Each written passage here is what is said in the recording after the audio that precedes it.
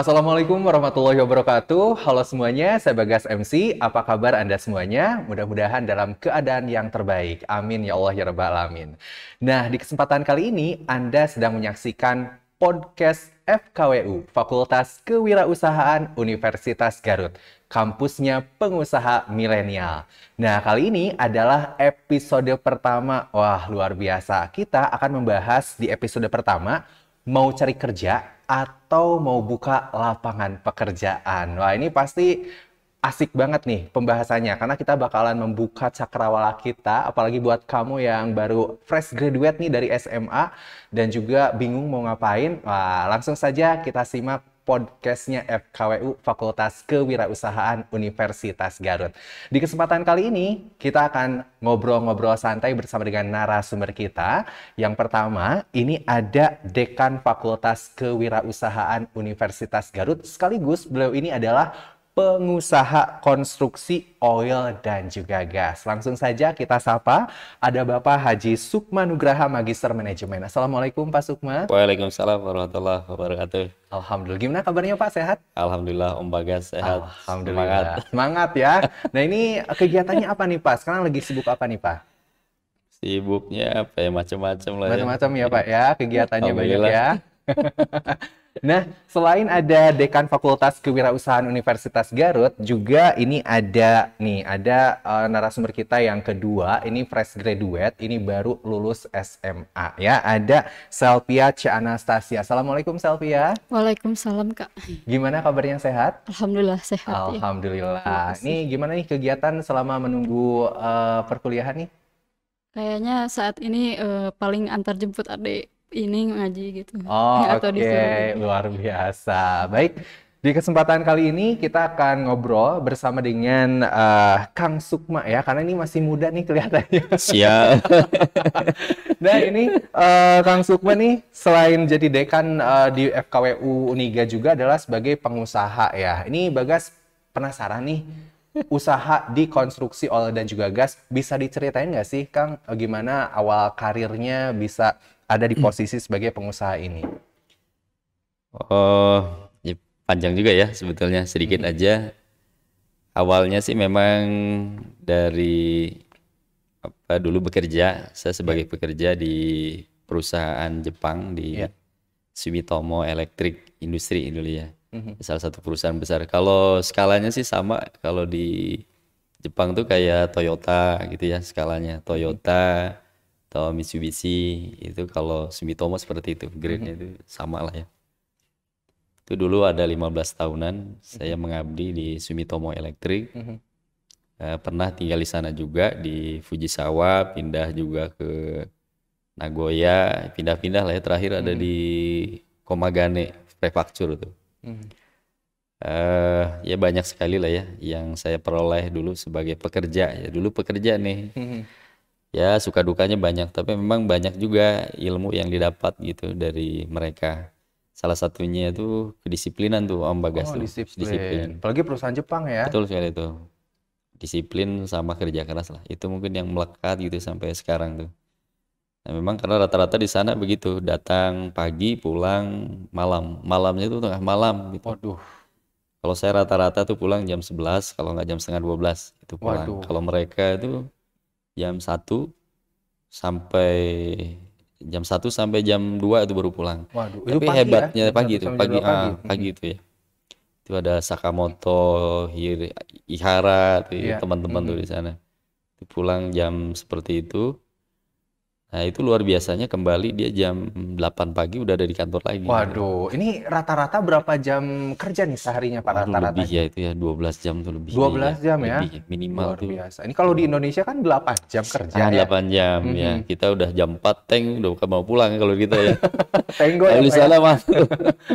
Saya malu di sana tuh ya. Mhm. Kadang-kadang kalau pulang jam setengah 12 di sana tuh banyak tuh rameng tuh. Iya. Makanan tuh rameng kalau malam tuh pulang tuh. Mhm. Wah itu luar biasa, di Garut sekarang udah banyak ya rameng tuh.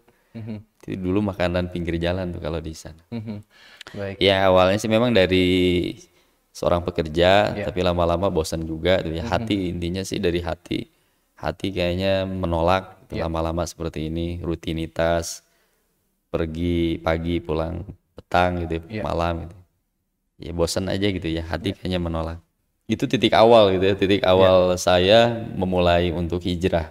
Mhm. Kayaknya tidak sesuai dengan hati. Nah, disitulah muncul keinginan untuk pindah gitu ya. Hmm. Nah, saya putuskan tahun 2004 untuk keluar dari Sumitomo Electric Industry. 2004 itu ya. Ya ada ketakutan, jelas ya ketakutan. Takut ada ya, mau keluar tuh mau mulai itu takut. Pasti saya yakin semua orang ada ketakutan. Tak kala memang dia sudah berada di zona nyaman dulu. Itu kurang lebih berapa tahun tuh Pak dia kerja di sana? eh saya dulu bagian product development dulu. Iya. Produk, jadi ada produk baru saya harus berangkat ke sana. Jadi memang banyaknya sih ada di Indonesia, Iya. tapi ya seringnya sih ada di sana. Iya. Mhm. Eh kalau kalau ada produk baru gitu ya, jadi saya harus berangkat di sana, stay saya ada di sana. Mhm. Nah, kalau misalnya produk baru itu sudah mass production, saya kembali lagi ke Indonesia. Dari awal karir sebagai employee di sana sampai dengan resign 2004 Itu ada itu 15 kurang lebih tahunan lah 15 ya, tahunan 15 ya, tahunan luar ya, biasa lama 15 juga ya Pak tahun. ya. Iya bosen ya Om Bagas ya. Jadi selama 15 tahun bekerja di perusahaan tersebut ya Kang Sukma ya. Terus tahun 2004 ini memutuskan untuk resign. Apa yang memotivasi Kang Sukma untuk resign dari perusahaan tersebut yang notabene memberikan apa ya, sudah memberikan banyak apa namanya ya fasilitasnya udah lengkap, udah enak, tapi memutuskan untuk Iya, resign iya. itu apa sih motivasinya Kang Sukma? Saya ngelihat ada teman ya, dulu kenal teman, dia seorang pengusaha tuh senang gitu ya. Saya melihat kayaknya bebas gitu. Awalnya memang ada dari situ juga. Hati itu dikuatkan sama seorang teman itu. Saya melihat kok dia enak gitu ya, bisa berekspresi, dia bisa mandiri, Iya. gitu ya, bebas gitu lah ya. Tak kala jam kerja tidak terikat. Iya. Nah itu hati itu menguatkan itu. Nah, 2004 ya saya putuskan Jadi lebih untuk banyak merintis. dengan waktu dan keluarga juga ada Iya, iya juga betul, gitu ya waktu Pak ya. keluarga itu banyak gitu ya, saya ngeliat kayaknya enak. Tak kalau orang lagi kerja gitu, dia mah kayaknya enak, ada piknik pergi sama keluarga itu kayaknya ada iri juga itu. Iya, Iya iya, emang iya. ada salah satu itu ya, saya lupa gitu. Jadi ada kelonggaran waktu bersama dengan Ah, keluarga ya Kang betul ya, Sukma ya. betul. Nah itu mungkin titik awal gitu ya Iya. untuk melangkah menjadi orang yang lebih mandiri lah Iya. kira-kira itu ya. Waktu Kang Sukma memutuskan untuk resign dari seorang employee menjadi seorang itu waktu itu tahun 2004 itu udah ada planning nggak sih kalau udah keluar dari perusahaan itu mau ngapain gitu? Belum ada, jujur aja belum ada ya dulu, belum ada. Tapi hati ini berontak terus gitu ya, ingin keluar gitu, segera keluar. Kalau istri sih bilang, ya istri ya, Iya.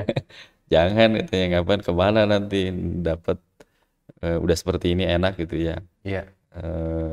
Ya kekhawatiran itu ada keluarga ya.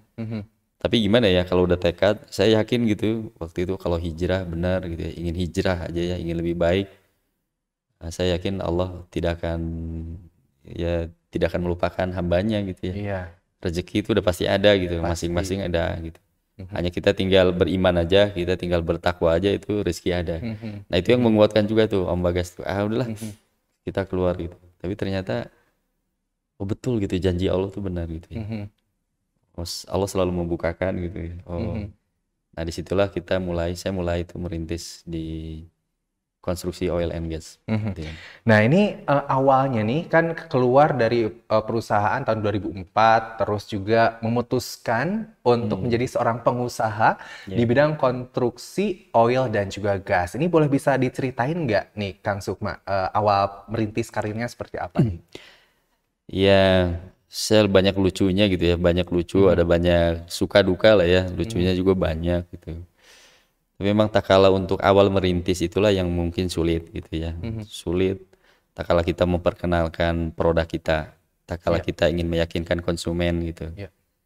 Nah dulu kita jalan-jalan ke dulu daerah itu tuh, daerah Cilandak ya. Arcadia, ada Beltway, ada Prabu, ada Alstom, di situ ada banyak gitu ya. Karena di situ memang lingkungan oil gas, jalan itu tuh banyak lingkungan oil gas. Ya udah bawa proposal, bawa company profile, jalan-jalan gitu. Ya suka duka banyak ya. Saya baru merasakan ditolak sama satpam, sangkain saya mencari pekerjaan gitu. banyak ditolaknya lah ya. Banyak tolaknya.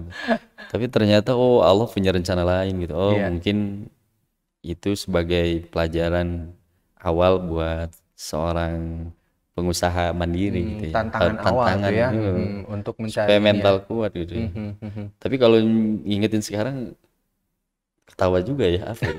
Gimana ya Om Bagas ya? Lucu Jadi gitu ya. Ya jadi saya door to door ngapain gitu iya, Kang Sukma ya, door to door untuk betul. ini. Karena kalau yang ada yang jutek gitu, ada juga ya Iya. karyawannya jutek gitu. Mhm. Tapi saya ya senyum aja gitu ya. Perjuangan ya Itu dari ya awal itu. ya, perjuangan merintis karir dari Lucu juga awal ya. ya. Lucu. Oke, jadi ini sempat ditolak-tolak untuk jadi apa namanya ada company profile untuk Iya, mencari rekanan mungkin ya betul. Kang Sukma ya, rekanan kerja dan waktu itu belum dipercaya waktu itu ya, belum Belum. dipercaya karena masih merintis. Nah, ini Bagas pengen tanya nih kan resign dari perusahaan awal dari sebelumnya terus terjun di dunia entrepreneur, kenapa memilih usaha di bidang konstruksi oil dan juga gas nih, Kang? Ya, karena memang saya banyak link sama orang-orang oil gas waktu itu. Oke. Mhm. Selain otomotif sama oil and gas itu banyak linknya gitu dulu. Saya sering berkomunikasi sama orang-orang itu. Mungkin itu ada modal juga ya, linking gitu. Network itu perlu gitu. Nah, ya alhamdulillah waktu itu malah saya berkomunikasi sama orang Inggris nggak salah ya. Kalau Dick Fry namanya dari British Petroleum itu. Iya. Ya qadarullah itu dari awalnya itu ya. Itu pertama kita mendapatkan order. Dia memberikan kepercayaan, memberikan rekomendasi saya ke perusahaan yang lain. Oh, Itu ya. oke. Karena mungkin mereka melihat saya memiliki ya Potensi mungkin ya. satu itu, dua jujur gitu ya yang saya Oh, tangkap nah itu. kejujuran ini ya, Pak Kejujuran, ya. iya betul. Nah dari situ saya diberikan rekomendasi dari perusahaan-perusahaan oil gas yang lain kayak Baker Hughes itu ya dulu Iya. memberikan order ke kita tuh karena ada rekomendasi dari salah satu Itu orang job Inggris pertama, itu. Pak? Job pertama Job ya pertama? betul. Wah, Job luar pertama biasa. itu subhanallah. Deg-degan nggak sih, Pak, job pertama? Ya memastikan itu ya kualitas itu sama schedule itu yang sangat Iya. deg-degan sekali. Tapi alhamdulillah sampai sekarang itu mereka setia gitu ya sama kita. Alhamdulillah. Subhanallah, alhamdulillah. Jadi rekanannya ini apa namanya kontinuitas ya, Pak ya? Iya betul, betul. Oke, alhamdulillah. Jadi ini selain ada kenalan dari perusahaan konstruksi, oil, gas, ini kalau untuk merintis sebuah usaha harus dari dalam nggak sih Pak? Harus punya passionnya, kita harus cinta dulu dengan apa kerjaan itu atau gimana tuh Pak? Iya betul sekali ya.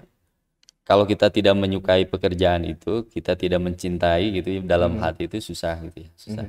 Tapi kalau kita sudah mencintai, kita sudah ada dari hati yang terdalam itu, apapun pasti enak gitu kita kerjain. Pasti itu udah ya. Itu mungkin yang namanya passion ya kali ya, passion gitu. Nah, saya kebetulan suka gitu berkomunikasi sama orang-orang gitu ya, ingin memberikan pelayanan yang terbaik, ingin memberikan mereka konsumen itu supaya puas gitu, saya suka gitu ya. Kadang-kala saya bicara ke mereka tuh udahlah jangan ngomongin bisnis aja, ngomongin yang lain, kita ngomongin mancing, ngomongin golf atau ngomongin yang lain gitu ya. Di luar yang itu bisnis gitu kadang-kala. Ternyata itu menjadikan satu poin gitu ya. Emotional bonding itu terbangun gitu Oh, Om emotional Bagas. bonding ya. Kalau ngomongin kerja aja bosen gitu. Kadang-kadang saya giring-giring ya bawa ngomongin bakso aci, ngomongin dodol piknik kadang-kadang gitu. Ya supaya nggak kaku aja ya. Mungkin itu salah satu bentuk bagaimana kita bisa membonding konsumen ya salah satunya itu. Ya ya gitu kali ya. Ngalir aja sih. Betul. Jadi seberat apapun usaha yang kita lakukan, tapi kalau kita cinta, kita suka, secapek apapun ya pasti Iya, akan terus betul. dilakukan ya, Kang Betul Sukma ya. sekali. Dan juga ini adalah masalah konstruksi, oil, gas ini kayak udah kayak mainan sehari-hari gitu ya, Pak ya. Ya, produk kita mungkin jarang dilihat gitu ya. Jarang karena memang strategi kita kan B2B ya, business to business. Kalau aci kan di consumable ya. Katakanlah bakso aci atau yang lain ya dodol ini. Kalau kita kan B2B. Jadi memang produknya kita kirim ke lepas pantai itu Om Bagas. Jadi susah kan ngelihatnya ya. Orang yang lihat di lepas pantai baru dipakainya gitu. Kadang-kadang sulit juga menjelaskan kalau orang-orang yang ini Yang gitu awam ya. kayak saya Iya, Pak ya. Ini makanya tadi saya bilang ini bisnis high class ini. nggak juga sih ya, yang biasa aja. Oke, nah itu kan Bapak sudah ada di dunia praktisi ya Pak ya, Kang Sukma ini sudah ada di dunia praktisinya. Nah ini hubungannya dengan Fakultas Kewirausahaan Universitas Garut yang sudah kita ketahui bahwa beliau ini adalah dekan di FKWU Uniga. Nah ini dari praktisi ke akademis, wah boleh diceritain nggak Pak? Ya, mungkin jalan hidup saya kali ini. Takdirnya ya Pak. Susah ya. Gitu aja Oke. selfie. Jalan hidup kali ya harus kita jalani. Saya mikirnya begini aja Om Bagas ya. Saya juga bingung gitu kadang-kala kok saya jadi ada di sini gitu ya. Bapak aja Iya, bingung ya Pak ya? betul ya. Ini dari hati ini memang betul itu Om Bagas. Atau saya pikir mungkin ini ladang amal saya yang baru. Oh betul Gitu. Pak, ladang amal Ini ya. ladang amal saya yang baru. Kadang-kala itu aja tuh self gitu. Ini mungkin ladang amal dari Allah yang baru gitu. Nah, ya saat ini saya ada dulu tuh sampai 150 karyawan ya. Sekarang ada sekitar 100-an karyawan. Pandemi ini ada sekitar 100-an karyawan. Nah, jelas kalau udah jadi kalau pengusaha itu kan nggak mikirin diri sendiri sekarang. Jadi terbalik gitu. Jadi kita harus mikirin karyawan ini udah makan apa belum ya gitu. Jadi harus begitu. Nggak tahu apakah ini terbangun sendiri tapi memang begitu. Lebih baik saya nggak makan, mendingan karyawan saya yang makan gitu. Oh, jadi Jadi sense of sense, crisis-nya tuh begitu. ada ya. Jadi memang prioritas karyawan dulu gimana ya? Mereka udah makan belum? Sebelum kita mereka dulu. Jadi insting itu yang dibangun kalau kita menjadi seorang pengusaha gitu ya. Kita memikirkan mereka. Jadi kita belakangan, sisanya aja kalau kita bahasanya begitu. Karena prioritas bisnis itu kan pertama customer dulu. Kepentingan customer dulu kita perhatikan. Yang kedua adalah karyawan, maaf. Yang kedua kepentingan karyawan. Yang ketiga kepentingan lingkungan, sosial. Nah yang terakhir sisanya baru pemegang saham.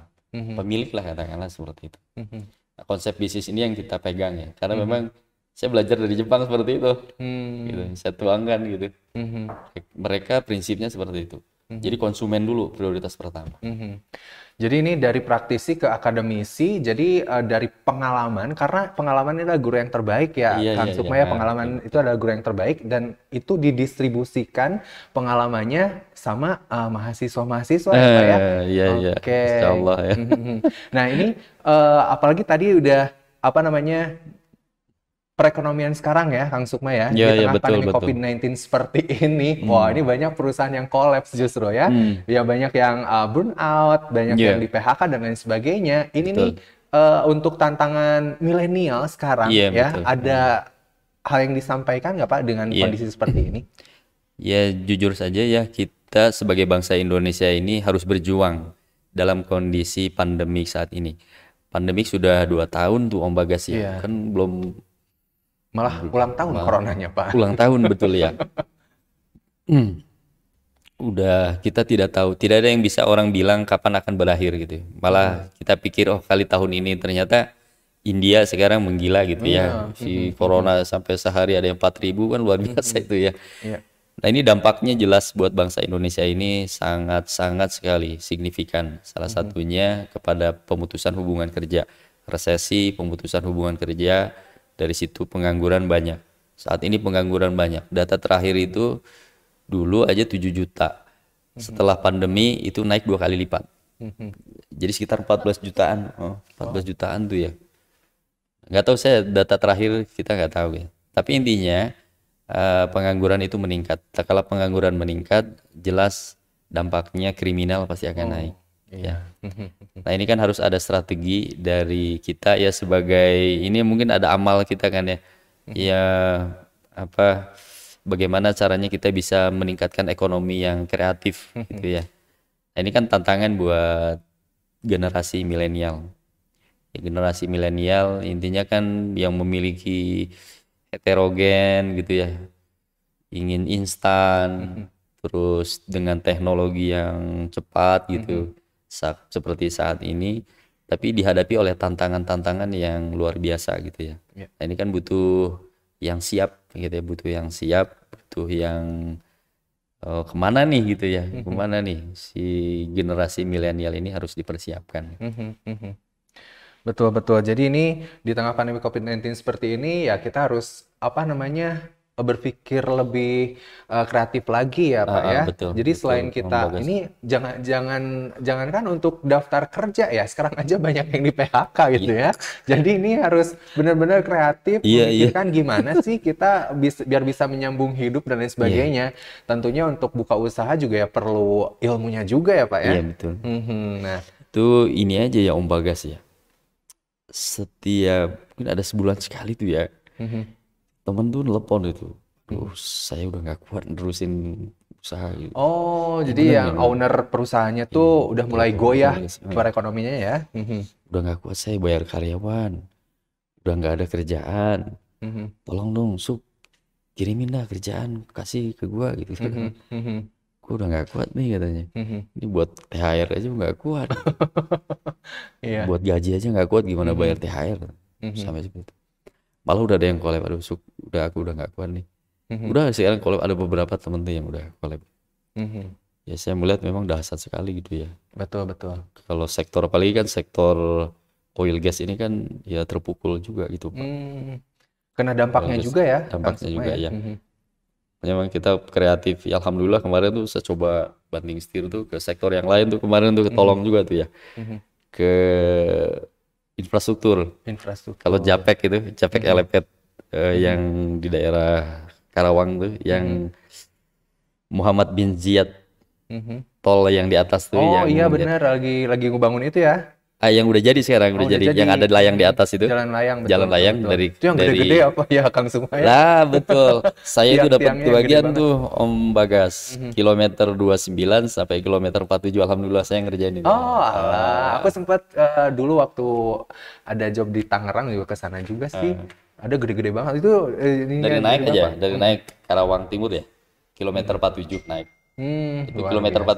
47 sampai kilometer 29. Wah, itu kerjaan proyeknya Bapak ya? Alhamdulillah. Tapi dengan yang lain deh, Yang lainnya ya? dengan BUKK, dengan yang lain juga, ada BUKK banyak. Oke, baik-baik. Jadi kalau Kang Sukma ini spesialisnya di konstruksi oil dan juga gas nih ya. Nah ini dari praktisi ke akademisi dan juga di tengah pandemi COVID-19 seperti ini ya kita harus kreatif juga ya Betul, untuk betul. apa namanya selain cari kerjaan ya harus membuka lapangan kerja juga gitu Iya, ya. betul, Bagaimana betul. tuh menurut Kang Sukma? Ya intinya sih dari kondisi saat ini kita menawarkan visi, ya visi dari Fakultas Kewirausahaan ini. Nah, Fakultas Kewirausahaan ini memang ingin mendrive kaum milenial gitu ya, bisa mandiri. Nah, disinilah tempatnya gitu ya, untuk mencetak pengusaha milenial. Jadi memang kita memiliki niat gimana bisa membangun ekonomi kreatif ini dari calon-calon mahasiswa yang ingin kita bina menjadi seorang pengusaha. Ya, di sini kita ingin coba menawarkan itu gitu ya, menawarkan visi dan misi itu. Nah, gimana caranya? Intinya kita ingin membuka lapangan kerja, bukan mencari kerja, gitu. Kira-kira itu ya. Ya, Luar biasa, baik. Dan juga selain ada Dekan Fakultas Kewirausahaan Universitas Garut juga tadi yang sudah memaparkan dari awal beliau dari employee menjadi entrepreneur dengan segala macam tantangannya ya. Terus juga di perekonomian sekarang ini yang terdampak oleh pandemi COVID-19, terus juga ada saran-saran dan lain sebagainya. Kita juga mau ngobrol nih sama fresh graduate kita ya. Beliau ini apa namanya baru lulus dari SMA ya, ada Selvia C. Anastasia. Gimana nih Neng Selvia, bisa diceritain nggak sih pas waktu masih sekolah dulu ya, terus udah kuliah apa namanya udah lulus sekolah, ini gimana nih perasaannya? Jujur sih kalau sekolah gak kerasa ya, soalnya kan kepotong libur gitu. Jadi bingung juga sekarang gimana. Bingung untuk ragu-ragu ya? Iya, Ragu-ragu ragu. untuk kedepannya kayak gimana? Betul. Terus ragu-ragunya kayak gimana sih? Ragu-ragunya kayak masuk ke universitas mana nih gitu. Ya, karena gimana ya, kitanya nggak ada passion atau dari keluarga disaranin buat jadi ini itu jadi makin nggak yakin sama kita maunya apa gitu ke depannya. Kalau Selvia sendiri cita-citanya apa sih? Kalau aku kebetulan ya pengen jadi pengusaha ya. Pengusaha. Meskipun aku belum punya brand sendiri gitu ya, tapi alhamdulillah punya kerjaan lah gitu Oh, buat ngisi oke. libur. Jadi dikit-dikit bisa jualan mungkin ya, walaupun bukan Iya, produk sendiri tapi ngejualin produk orang lain mungkin iya ya. betul. Dari awalnya dari sana ya. Oke, nah ini apa namanya harapan setelah lulus SMA apa nih? Mungkin buat kuliah kali ya. Kuliah, oke. Terus bisa punya usaha sendiri dari ya brand sendiri juga lah ya. Mhm. Terus punya ilmu yang lebih baik gitu karena ya aku masih kurang lah gitu. Oke, jadi lebih ke gimana sih cara jualan yang baik gitu kan Iya ya. betul. Terus juga untuk apa namanya, untuk teman-teman ada yang mempengaruhi nggak sih kalau misalnya teman-teman Selvia tuh banyak yang ngambil jurusan A, jurusan B, fakultas A, fakultas B, tapi Selvia tuh pengen mengasah kemampuannya di bidang wirausaha ini gitu atau entrepreneur ini. Alhamdulillah sih enggak ya karena tadinya aku nggak akan kuliah gitu. Oh, nggak akan Iya kuliah. karena Terus bingung kenapa banget. memutuskan mau kuliah nih? Karena ya yang kuliah aja belum tentu punya kerjaan gitu, Mhm, apalagi yang enggak gitu. mhm, Terus masih butuh lah ini ilmu yang lebih gitu, mhm, supaya banyak koneksi juga teman-teman gitu, mhm. sama ya lebih luas lah wawasannya. Lebih luas Iya, wawasannya. Karena kalau ilmu ini tidak berat dibawa ya, iya Selvia ya. betul, Ilmu tidak berat dibawa dan juga bisa diaplikasikan di kehidupan sehari-hari ya. betul. Oke, jadi bukannya ini ya, Kang Sukma ya, antara yang apa namanya, yang belum menikmati bangku perkuliahan, mindsetnya tuh beda ya. Mindsetnya tuh beda ya. Jadi mindsetnya tuh lebih ke apa namanya, punya pengalaman secara teoritis, diaplikasikan di lapangan. Kadang di lapangan tuh lebih susah ya Mas ya, ya lebih susah ya.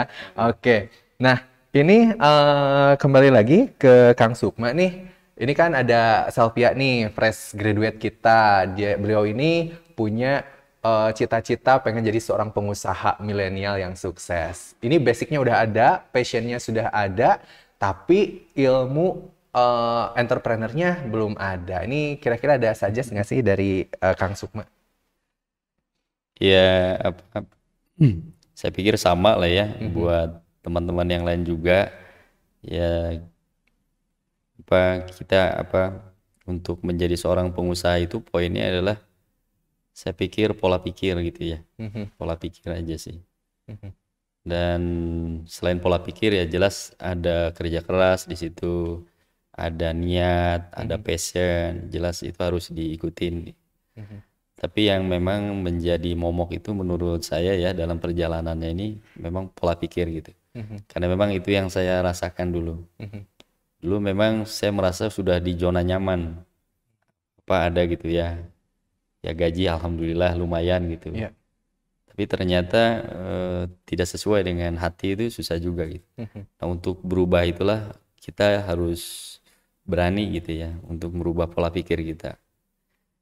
Nah, pola pikir itu ya ditentukan dari lingkungan, bisa ya mhm, dari teman-teman kita bergaul gitu. Kalau dia tukang gosip yang tadi itu jadi tukang gosip. Kalau bergaul sama tukang sate, bau sate. mhm, Bergaul sama tukang minyak wangi, kecipratan wanginya. mhm, Kalau bergaul sama pengusaha, nah saya yakin pasti akan terbawa gitu. mhm, Itu bahasa ini selalu saya sampaikan tuh ke teman-teman gitu iya, ya. Karena memang pola pikir ini penting banget gitu, iya, penting banget. mhm, Nah, buat khusus pemuda kaum milenial di Garut ini, luar biasa Garut ini potensinya besar sekali. iya, Besar sekali. Untuk mhm, Om Bagas, saya melihat besar sekali gitu ya. Ide tuh kadang-kala peluang itu saya melihat banyak sekali gitu ya. iya, Di kepala saya tuh banyak, wah ini gitu. iya, Tapi kadang-kala kan ini harus ada yang menggarap gitu. mhm, Eh, ini kan pola pikir ya gitu kan, iya, pola pikir sebetulnya.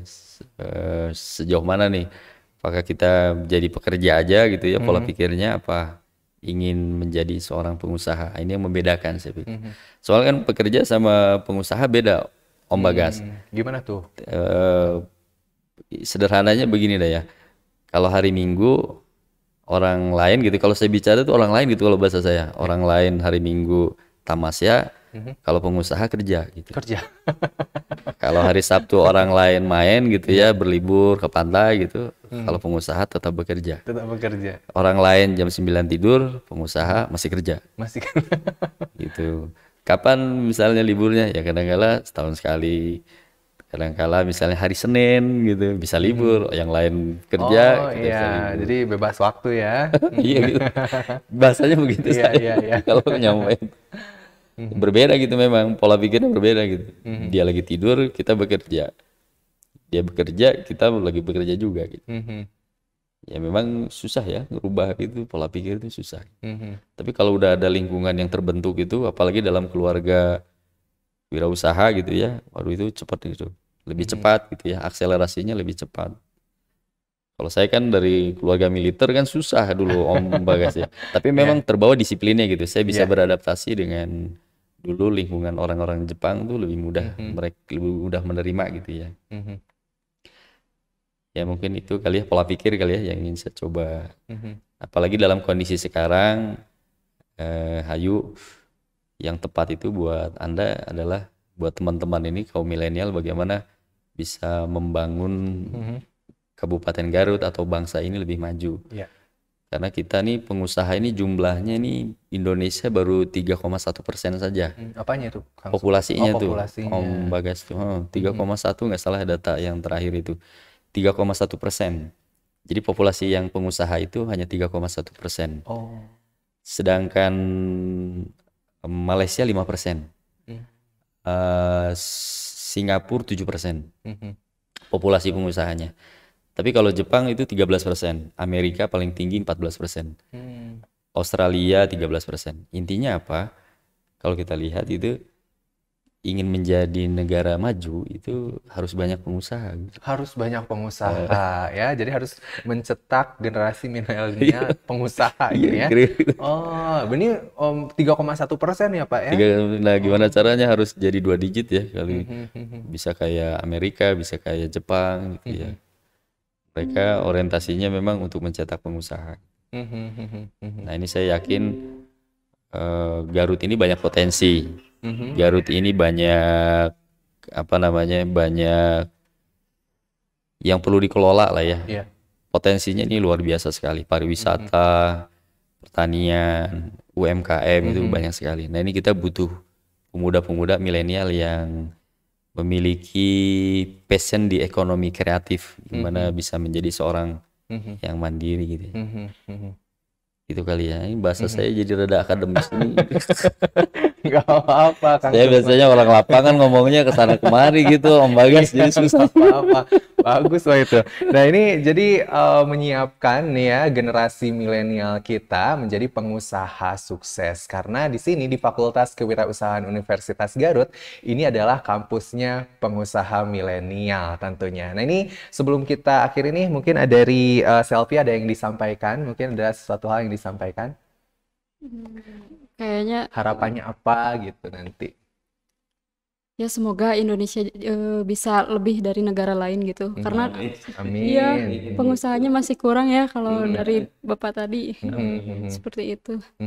Dan juga nanti Selvia menjadi salah satu entrepreneur Amin. sukses di Indonesia ya, bahkan ke mancanegara. Ya, Amin. makasih. Terima kasih ya buat Selvia yang sudah bergabung bersama kami di podcast FKWU Universitas Garut. Kita doakan semoga Selvia menjadi sosok entrepreneur yang sukses di masa yang akan datang. Amin. Dan juga nih untuk Bapak Sukma Nugraha Magister Manajemen, mungkin ada yang disampaikan atau bagaimana Pak? Silakan. Yang terakhir, kita harus bangun bangsa ini untuk lebih maju, khususnya di Kabupaten Garut. Kita banyak potensi, Hayu. Kita harus coba bagaimana menumbuhkan ekonomi kreatif. Nah, karena di sini kita banyak bekerjasama dengan para praktisi gitu ya. Di sini banyak yang memberikan kesempatan kepada kita untuk mendengarkan dari orang-orang yang praktisi gitu. Jadi kita banyak mengundang praktisi-praktisi untuk memberikan pembelajaran untuk calon-calon pengusaha, khususnya di Fakultas Kewirausahaan. Saya yakin tadi kalau untuk menjadi katakanlah kabupaten yang maju atau bangsa yang maju, apalagi di sini IPM kita kan masih rendah gitu ya. Kita ingin membantu juga bagaimana meningkatkan indeks IPM Kota Garut ini bisa lebih baik. Nah, menjadi sosok pengusaha ini adalah solusi gitu ya, solusi yang tepat untuk kondisi pandemi saat ini. Itu aja kali Om Bagas. Baik, terima kasih untuk Bapak Sukma Nugraha, Magister Manajemen selaku Dekan Fakultas Kewirausahaan Universitas Garut. Sekaligus beliau ini adalah pengusaha konstruksi oil dan juga gas yang sudah bergabung bersama kami di sini. Terima kasih di podcast FKWU Universitas Garut, Fakultas Kewirausahaan Universitas Garut. Kampusnya pengusaha milenial. Terima kasih bagi Anda yang sudah menonton podcast FKWU ini. Sampai jumpa di lain kesempatan. Akhirnya, saya Bagas MC undur diri. Wassalamualaikum warahmatullahi wabarakatuh. Waalaikumsalam. Iya.